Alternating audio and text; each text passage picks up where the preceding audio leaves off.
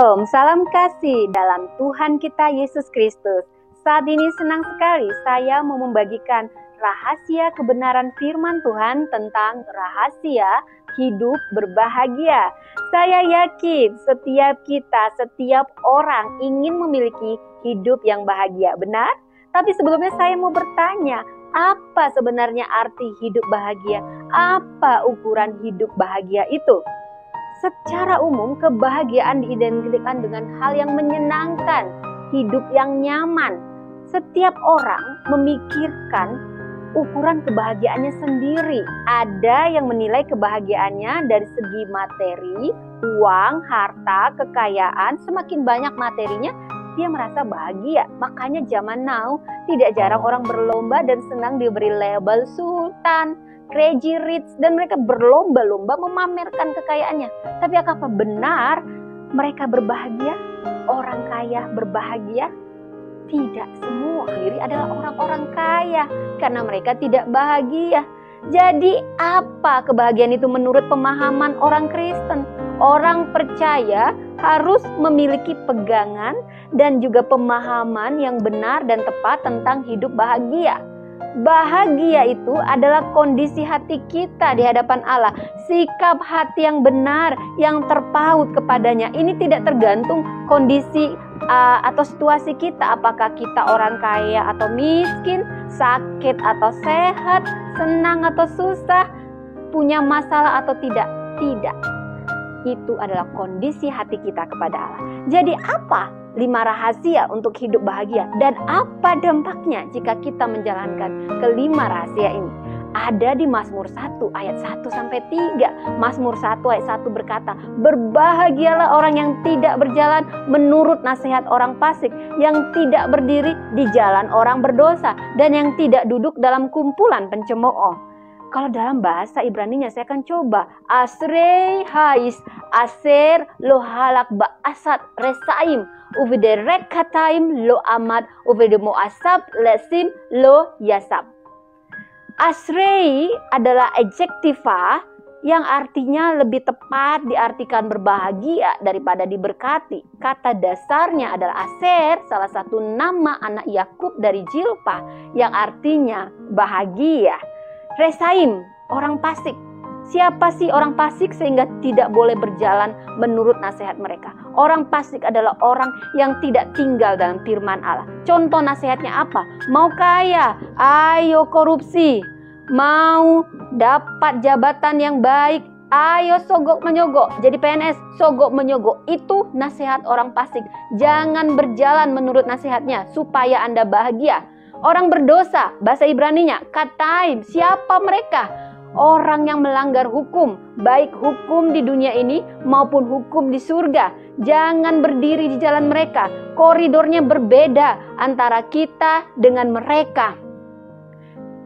Dan yang ketiga adalah pencemooh, letsim, bahasa Ibraninya. Siapa mereka? Mereka yang suka mengolok-olok orang lain, penggosip, meremehkan, mengata-ngatain orang lain. Jangan duduk dengan mereka supaya Anda bahagia. Itu 3 rahasia hidup berbahagia. Orang benar akan terlihat dari apa yang tidak mereka lakukan, tempat yang tidak mereka kunjungi, dan kumpulan yang tidak mereka masuki. Tidak seorang pun yang dapat menikmati berkat Allah tanpa berbalik dari hal-hal yang merusak dan membahayakan. Komunitas sangat mempengaruhi pola, cara, dan gaya hidup kita. Hindari komunitas fasik, pendosa, pencemooh. Jangan bergabung dengan komunitas mereka. Jangan kamu sesat, pergaulan yang buruk merusak kebiasaan baik. Seperti ada di 1 Korintus 15 ayat 33. Ikutilah ketiga rahasia ini untuk hidup yang berbahagia. Dan apa rahasia yang keempat dan kelima? Ada di ayat 2. Tetapi yang kesukaannya ialah Taurat Tuhan. Kiim betorat Adonai hepso uve torato. Jadi kesukaan bahasa Ibraninya hepso. Ini merupakan bentuk perba orang ketiga maskulin singular dari kata dasar hepes. Bahasa Inggrisnya delight, pleasure, want, wish. Ini menunjukkan kesukaan, ketertarikan kita pada sesuatu hal secara luar biasa, bukan biasa saja. Ini menjadi sesuatu obsesi, bisa dibilang obsesi, keinginan yang diidam-idamkan dan menjadi tujuan kehidupan seseorang, tujuan kehidupan kita. Kesukaan akan firman Allah, kita harus memulainya dengan kesukaan, seperti saat kita menyukai lawan jenis kita, kekasih kita. Kita mulai suka membaca profilnya, bicara tentang dia, segala sesuatu hal tentang dia menjadi hal yang menarik untuk kita. Namun melebihi dari situ, itu akan menjadi salah satu rahasia hidup berbahagia. Dan yang kelima, yang merenungkan Taurat itu siang dan malam. Yehge yoman balailah. Kata merenungkan bahasa Ibraninya adalah yehge. Verb imperfect, orang ketiga maskulin tunggal dari kata berbahagah, bicara. Yege artinya merenungkan, merefleksikan, memikirkan, membicarakannya berulang-ulang. Tidak cukup sekali. Why? Karena pikiran adalah medan perang yang sangat powerful. Jangan diisi dengan hal-hal lain. Isi dengan kebenaran firman Allah. Firman Allah juga powerful. Saat powerful bertemu powerful, kita akan empower, tidak terbatas. Dalam pikiran kita yang diisi firman Allah, Roh Kudus akan menuntun kita sehingga kita penuh hikmat Allah. Kita akan menemukan solusi, ide, kreativitas muncul, jawaban dan solusi setiap masalah, solusi keuangan, solusi rumah tangga, jawaban ilmu pengetahuan tentang sejarah alam semesta, bahkan nubuatan yang akan datang ada dalam firman Allah. Ini semua melebihi nasihat motivator dunia ini. Bahkan yang paling hebat sekalipun tidak dapat menandingi nasihat firman Allah, tidak dapat menandingi hikmat Allah.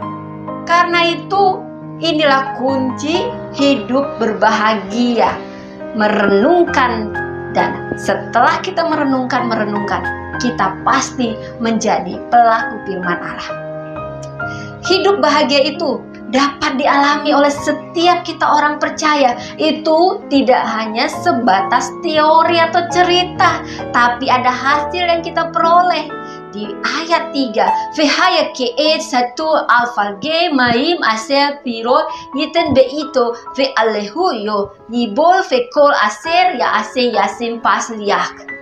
Ya, seperti pohon yang ditanam di tepi aliran air, yang menghasilkan buahnya pada musimnya, dan yang tidak layu daunnya. Apa saja yang diperbuatnya berhasil. Namun ingat, perasa yang terakhir ini, yang diperbuatnya berhasil, tidak berarti orang percaya tidak melalui ujian hidup, tantangan, masalah. No.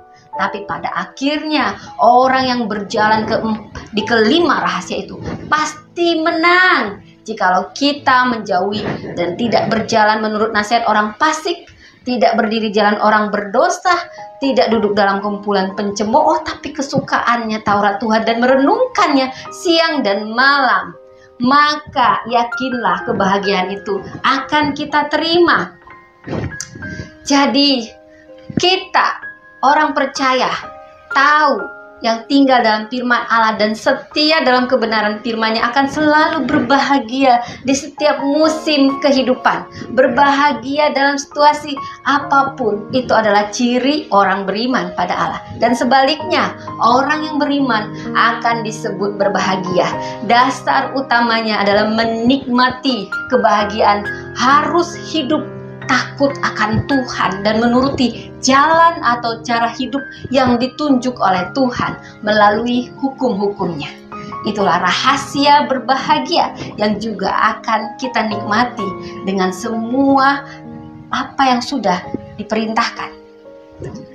Terima kasih, Tuhan Yesus memberkati.